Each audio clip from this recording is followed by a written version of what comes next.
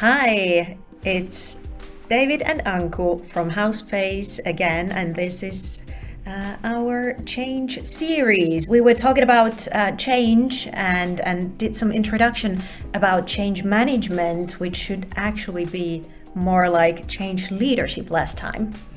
And today we are going to go to the balcony and think about the view from the balcony, from the executive level. Right, David? Absolutely. And I love that term, the view from the balcony, because it can be a bit of a double-edged sword. Sometimes when we're down in the weeds, it's really difficult to have that picture of what's actually going on, and we do need to step back. But if our only view is from the balcony, and if you can kind of imagine that in your mind, you're standing in a very high balcony, you're looking out over the landscape, you're seeing a great overview, but you're not seeing the details. So as senior leaders, we often have this view that is much like from the balcony, where we're seeing the big picture, the high level, but we're not seeing the details.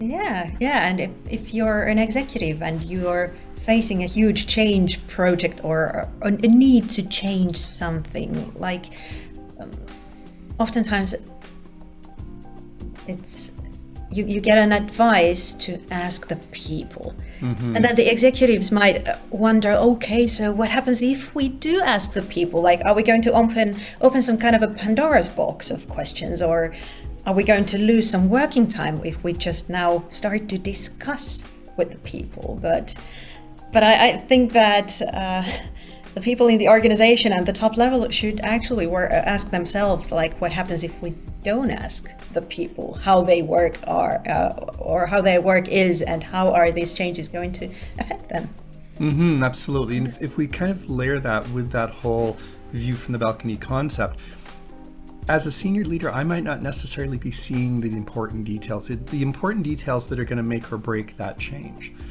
And at the same time, when you ask that question, should we ask the people? Are we going to open a Bandora's box? And I love the way you reframed it. What happens if we don't ask them? So we think about this. I'm going to be making these decisions. I'm going to be, I still hold the decision-making responsibility, but I need to be doing this data-driven. And we often talk about how modern organizations are run more at a data-driven level. And yet it seems that within change, senior leaders often do not want to open that box. They don't want to ask those questions to get the data that they actually need to run the change. So they're stepping into this very large initiative. They're stepping into this transformation, and yet they haven't garnered the important data that's going to really drive that change, direct it, and get it to where it needs to go.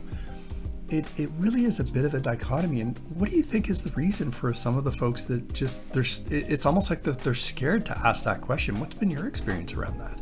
Yeah, definitely. It's weird how guessing is accepted in that part of leading organizations. I think that the fear is the point here, because if you ask people about their opinions or their feelings, some negative things might come up and will come up. And negative feelings in some organizations are not allowed, because they are thought to lead to something that's not constructing but distracting. And but what happens if those feelings still exist and the change is led so that people don't get answers? If they're worried, their worries don't get recognized, we will end up in a very bad change process anyway. Absolutely. So I think it's really better to address those worries and those negative feelings beforehand than in the end of the project. Yes, absolutely. Couldn't have said it better.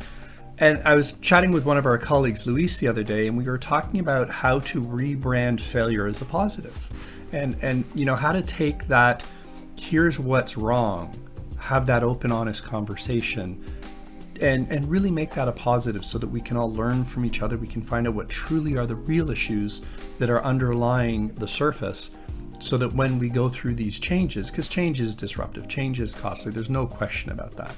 Let's make sure that when we do go down those paths, we're actually creating some benefit at the far end.